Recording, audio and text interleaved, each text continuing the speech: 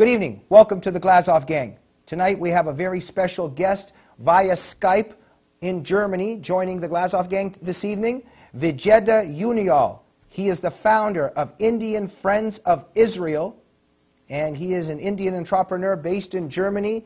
Vijeta, what a pleasure and a privilege to have you on the Glazov Gang. Same, Jamie. It's great to be on the show. I've been a viewer for a long time. I've been watching your shows, and it's great to be on the show. And it's probably the best talk show out there, right? Perfect. Yeah, exactly. Okay. Vijeta, let us begin with Indian Friends of Israel. Tell us about this group and why you started it. We are a group of Indians living in West and North America and Europe, and we have lots of friends in India itself. We have grown into a big community of friends in Israel and all over. And I started the group in 2012 when I have been in Germany for 3 years now, and after having some personal experiences with anti-Semitism and hate against Israel, I felt personally motivated to do something about it, and that's how the group started, and people joined in, and I think that's how. Vijeta, where did you run into the anti-Israel, anti-Semitic dispositions? In Germany? Yes. What it groups? Was actually, what groups? You mean just in demographic terms? It was immigrant community. I would say if they're coming from the Middle East, they have some issues with Israel, which is historical. So Arabs living in Germany, you found a lot of anti-Semitism? I think I could say that, but that's not the whole problem. That'll be just a part of the story. Okay.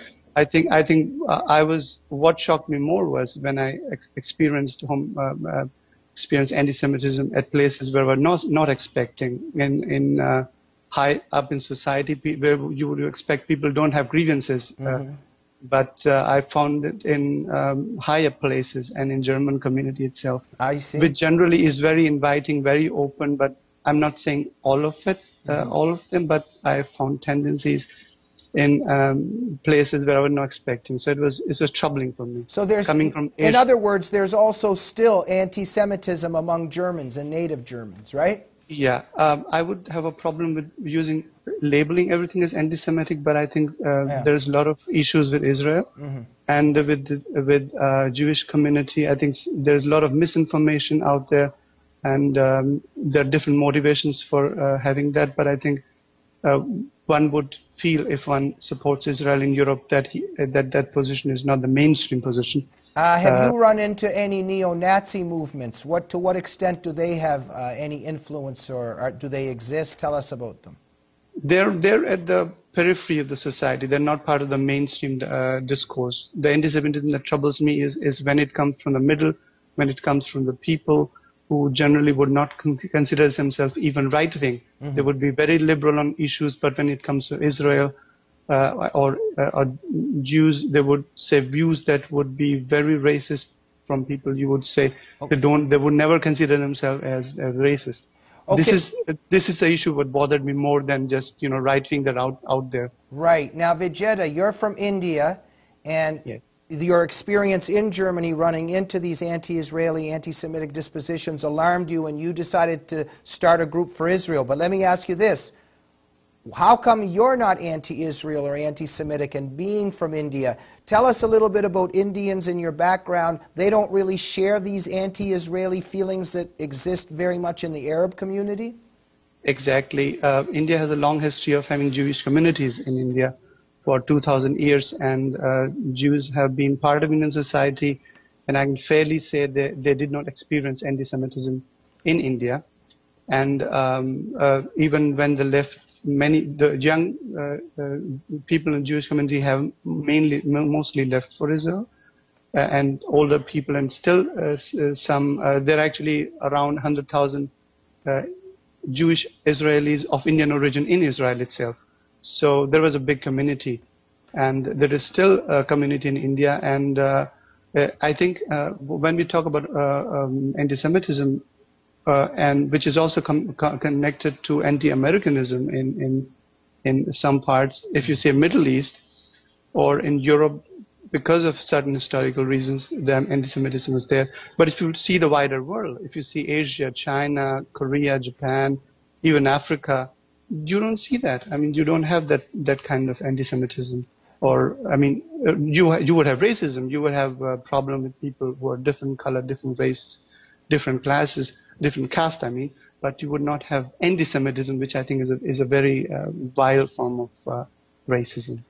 Vijeta, if you don't mind me prying a little bit, can I ask you, what is your religion?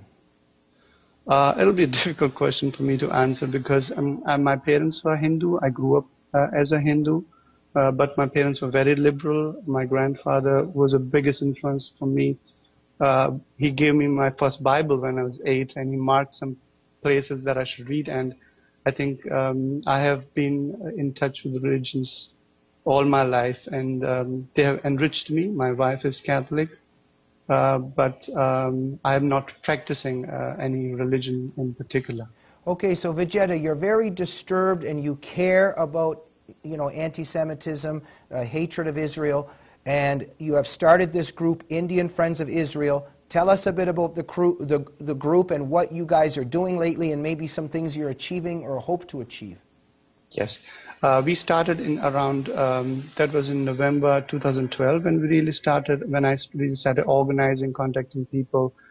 This first started on social media, basically young Indian students and professionals who were in Germany, very strong Indian ties, first generation migrants, and we shared ideas and also came to a conclusion that we didn't share those sentiments that generally migrants would, and we wanted to put our side of the story, and this grew, the network grew, and we are involving social media influencers from India and in the diaspora, Indian diaspora in North America and Europe, and we are building networks, we are building relationships with Jewish communities in Europe. So we are reaching out to them not only through social media, but also now increasingly we're trying to get people-to-people contact. We're trying to create the narrative of friendship that already exists between India and Israel, to which historically I can tell you later, but we want to strengthen that. And there's a very personal reason for me to bring India closer to Israel, and that is when I was very young, I read something that influenced me. That was, the friends you have, show me who your friends are, and I'll show you who you are. So if you have right kinds of friends, you go to the right kind of direction. And India today, diplomatically, is in between. India is trying to balance between Iran and Israel, and that's where I think if it tilts to one side, I mean, India is a country which we can either win or lose, and a country like India, we don't want to lose because we love India and we care about India, and that's the reason we want India to have right kinds of friends. Can you expand a little bit on what you love about Israel and admire about Israel, and why you support it? Why do you love this nation? There is a very plain reason. First of all, we Indians, especially my generation that grew under socialist and very strong relationships that we had with the Soviet Union, we had a lack of democracy. Only until 90s we didn't have anything that you would recognize as a free market or free nation. Everything was government controlled, and it was only in 90s when my generation really started and discovered the freedoms of the world, we started tasting the free world, so to say. And we still need to go on that direction a lot, but still I would say, because we want India to have those values which Israel very strongly depicts. Because if you see in the Middle East, Israel is the only democracy. All around, if you see, there's a sea of despotism, countries which, if you see just the border in Syria, you see what's happening today. I think you would know how different Israel is from all those countries, and I think India needs to reach out to Israel because that's our nearest neighbor with which we think we share our values. Vijeta, I apologize for asking you to answer very complex questions within a minute because some of this would take hours, days, or decades. But let me ask you this. You know, I love Israel, and Israel represents the love of life, the peak of civilization, of love of human rights, of people, etc. And yet it's hated by large sections of the world, and in the Arab world, in the Islamic world, and like you say, in Europe, etc. Can you give us some reflections on anti-Semitism coming from the Islamic world, coming from Europe? Just some of your own thoughts on the hatred of the Jewish people and of Israel. Yes, and I think I can take your question in two parts. One is the European anti-Semitism, or what I would call, because anti-Semitism I think would be a very strong word, but hatred of Israel or dislike of Israel, which exists in Europe. And then there is current anti-Semitism, which is in the Arab world, which is driven by religion, but historically was also influenced very much in 30s by the National Socialists, what you call the Hitlerite ideas, which merged with Arab nationalism and gave birth to what we see today is the rampant hatred of Israel in Arab world. But just to answer the European side, I think there is a problem with the narrative of the Europe and the narrative of Israel. And I say that because if you have two things which are very opposite to each other, they were bound to get into conflict with each other. Because Europe, after the World War, decided that nationalities and nation states are bad, and it went towards a European Union in which it said we will have to give our identity away and be part of this European culture, in what you call the European Union, and these countries started giving up their national statuses. And what happened in Israel was just opposite. You found people who never had a nation before came together and were building a national identity, their own culture. They were enriching, and what happened in Israel in the past 65 years is that the Jewish culture has emerged from, if you think, from nowhere. And Europe is in a process of dissolving its national states.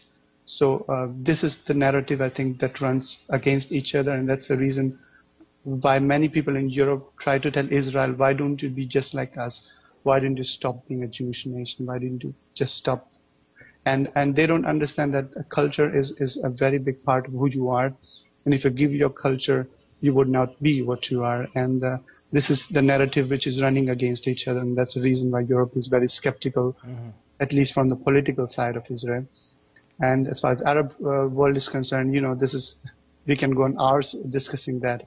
But the fact is that it exists, and I think it has harmed Arab countries more than it has harmed Israel, which is also affected by terrorism. But I think the Arabs have stopped focusing on the real problems they have and pinning everything to Israel, and I think that's the main problem.